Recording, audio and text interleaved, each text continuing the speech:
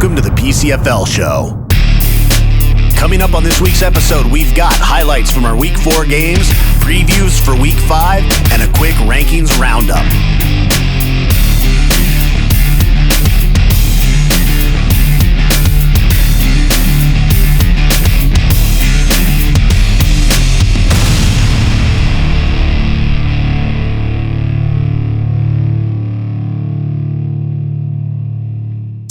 The PCFL show is brought to you in part by MD Concepts. For all your design needs, call 916-747-9255. Also by HostedSports.com, the only one-stop place for all sports on the web.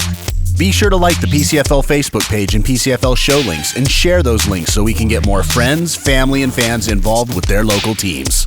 Also, check out the PCFL Media channel on YouTube. Go to youtube.com/PCFL Media. Also, check out thepcfl.com for more information. I hope everybody had a happy Easter. Let's get right to the Week 4 highlights. The Knights got on the board first when John Russell hit Tony Duplessis for the touchdown. The extra point was good and they were up 7-0.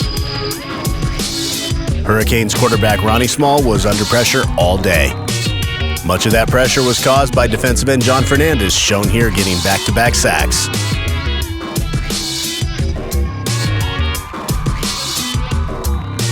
Later in the second quarter, John Russell hits tight end Rich Messenger for the touchdown. And Johnny Garcia knocks the point after through to extend their lead. And the Knights continue to bring pressure. Here, Jonathan Hampton gets his first sack of the day. And in the second quarter, Sean Lindsay, Jonathan Hampton, and John Fernandez all record sacks as well.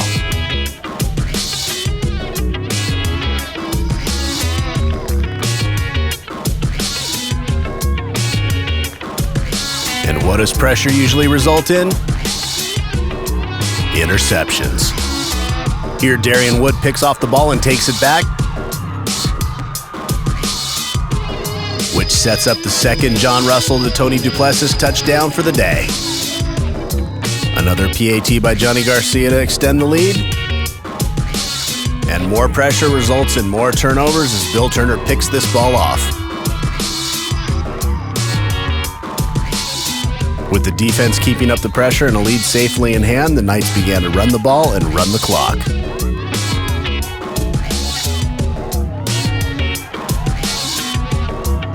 Your final score, NorCal Knights 21, Stockton Hurricanes nothing.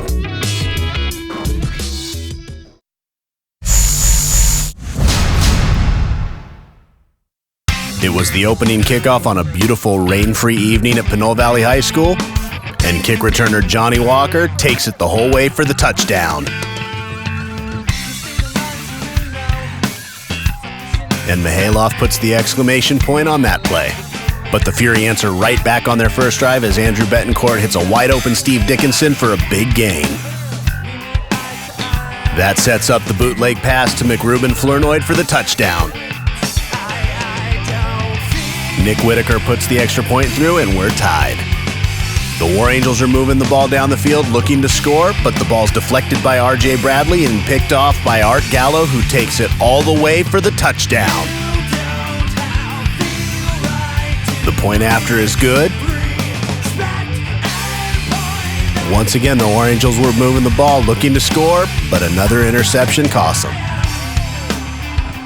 Late in the second quarter, Vernon Pope Banks hits Aaron Frazier for the touchdown. The point after was no good, and the Fury are up by 1. Later in the third quarter, Curtis Berry gets outside and takes it down inside the 10. Which sets up Alonzo Ellis for the touchdown. The PAT was no good, and the War Angels were up by 5. Later in the fourth, Vernon Pope Banks hits James Allen with this pass play. And that sets up a field goal, but it's blocked. Nearing the end of the fourth, the Fury go for it on 4th and 12 and hit R.J. Bradley for the first down. And a few plays later, Betancourt hits Robbie Longan for the touchdown. And the Fury go for 2 with the bootleg, and it's good. With time running out, the War Angels have one last chance, but another INT seals the deal. And your final score, Capital City Fury 22, Richmond War Angels 19.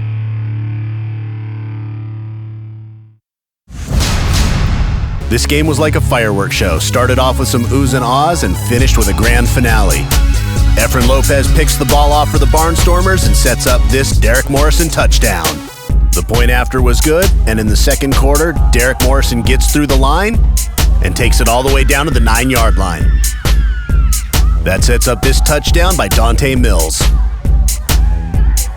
And the Outlaws answer back as Trent Thompson hits Terrell Woodall, who takes it all the way for the touchdown. And on the next possession, this Barnstormer fumble sets up a scoop and score by Rick Simmons.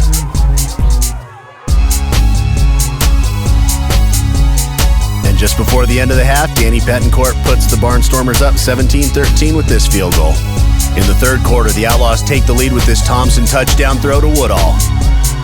And Thompson shows he can make plays with his feet as well with this quarterback keeper, which sets up a touchdown run to the left side from Jeremy Lindsay. The point after was no good, and the Outlaws were up 25-17. Will Kilday answers back with this bullet to Nick Breland, who bounces off the defender and in for the touchdown. In the fourth quarter, Thompson to Woodall for their third touchdown of the day extends the Outlaws' lead. But the Barnstormers bounce back and move the ball inside the red zone, setting up this Derek Morrison touchdown. And on the next possession, Dante Mills breaks this big run to put himself in position for the next score. He finished the day with 161 yards on 15 carries and 2 touchdowns. Running back Derek Morrison finished the day with 146 yards on 16 carries and 2 touchdowns, and here takes the 2-point in to take the lead. Late in the fourth, the Outlaws answer back as Thompson hits Woodall on the screen. Woodall makes his way out of the pile and takes it the distance for his 4th touchdown of the day. This ties the score, so the Outlaws go for 2 and take the lead. Offsides doesn't stop the play as Kilday hits Aaron Wallace to move the Barnstormers closer into field goal range.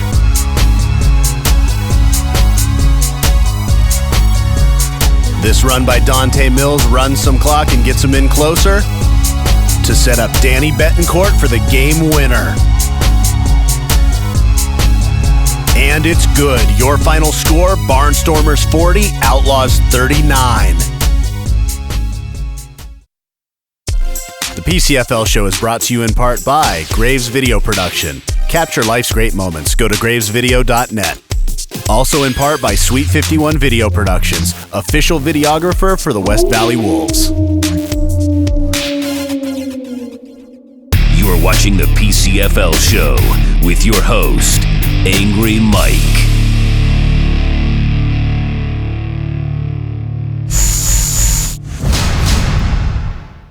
The Wolves and Giants played a close game that was never more than 1 score apart.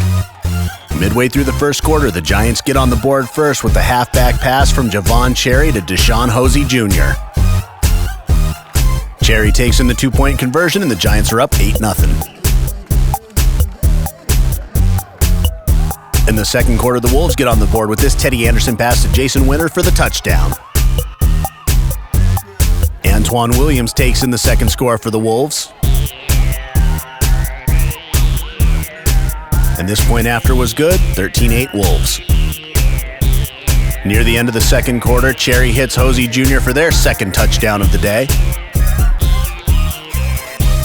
They go for 2. But the Wolves defense comes up and makes the stop. In the third quarter, Marquez Shaw hits tight end Justin Dunaway for the touchdown. In the fourth quarter, Teddy Anderson hits Jason Winter on a hitch and go for their second touchdown of the day. The point after is good, and they're tied at 20. A Pat Holmes interception sets up this Shaw to Hosey Jr. touchdown pass. The conversion was no good, and late in the fourth, the Wolves are driving. This scramble and pass from Teddy Anderson puts the Wolves down at the 9-yard line. And with 35 seconds left to play, Teddy Anderson keeps it, bootlegs to the left, and takes it in for the touchdown. The point after is good, and the Giants have one more shot. But number 81, Matthew Peacock, strips the ball and comes up with the recovery. And your final score, West Valley Wolves 27, Golden State Giants 26.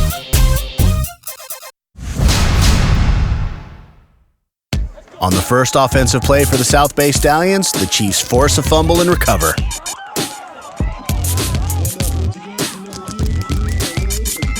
That sets up this Vic Tildesley pass to Matt Smith for the touchdown. The point after from J.P. Jadwin was good. And on the ensuing kickoff, Jeray Winters takes the ball. Heads up field. Comes out of the pile and takes it to the house for the touchdown. The extra point was good and the score is tied. And on the next offensive series for the Stallions, Jeffrey Williams hauls this one in for the touchdown. And the extra point from Anthony Gagliano is good. Later in the second quarter, the Stallions were driving again, looking to score when Eric Rapier picks the ball off, killing the drive.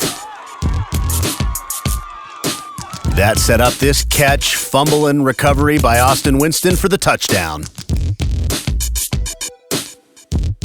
After exchanging fumbles, number 24, Chet Maxim, intercepts the ball and takes it back 45 yards.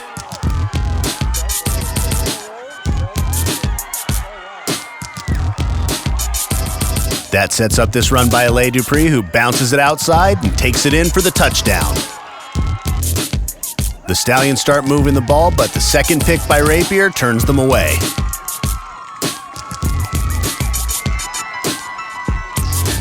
And later in the fourth quarter, pressure on Tildesley forces this errant throw. Jason Walker picks it and takes it down to the 1. Running back Stephen Fowler takes it in for the touchdown. The Chiefs were still trying to come back, but Benjamin Duong picks the ball off, and that's the game. Your final score, South Bay Stallions 26, Solano Chiefs 14. And in other scores around the league, the Reading Heat defeated the Roseville Bears 7-6. And while there were some good defensive performances this week, there were some outstanding offensive ones. Let's look at our all-offense performers of the week.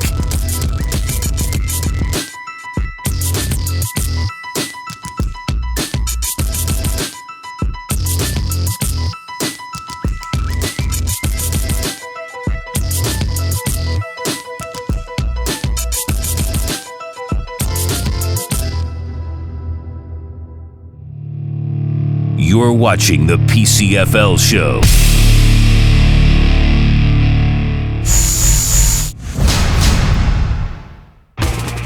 The Stockton Hurricanes and the West Valley Wolves have a friendly rivalry game this weekend. Central Valley bragging rights are on the line, but the W is the most important thing to these teams. Will the Hurricanes blow them away, or will the Wolves make them part of the prey?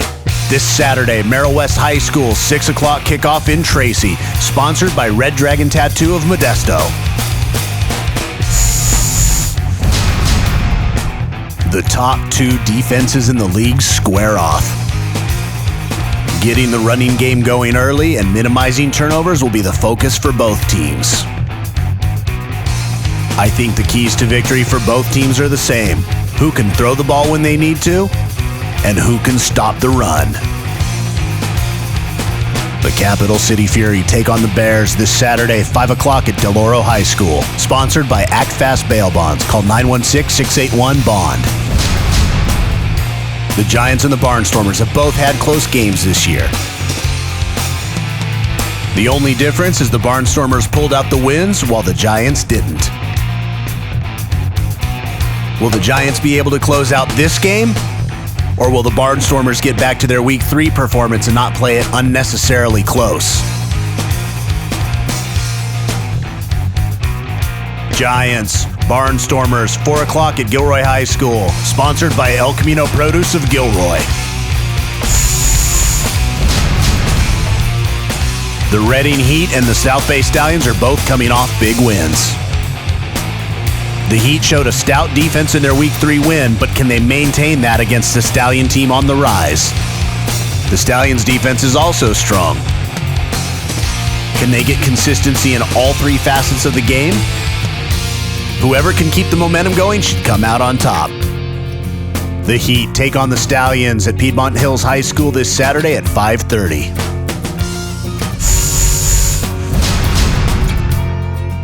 The quarterbacks for these teams were on fire last week. John Russell's been Mr. Consistent for the Knights so far this season, while Trent Thompson has shown the knack for finding the open guy and making the big plays. The keys to victory in this game will be in the hands of the defenses. The NorCal Knights take on the East Bay Outlaws at Mount Diablo High School this Saturday, 6 o'clock.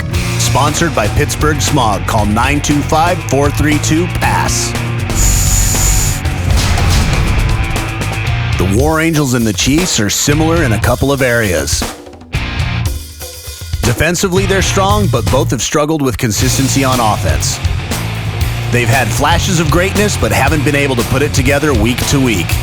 Both teams have the weapons, but can't seem to pull the trigger when needed. The Richmond War Angels take on the Solano Chiefs this Saturday. Sponsored by La Cabana Restaurants of Sassoon, the best in home-style Mexican cooking. Tell them the Chiefs sent you.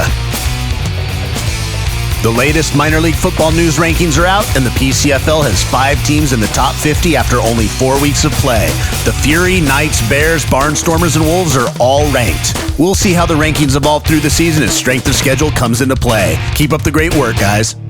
Well, that's it for this week's episode. Thanks for watching, and once again, share the show links on Facebook. The more we can get the word out there with people in our community, the more people we get to our games. Also, check out the PCFL.com for more info. I'm your host, Angry Mike, and I'll see you next week.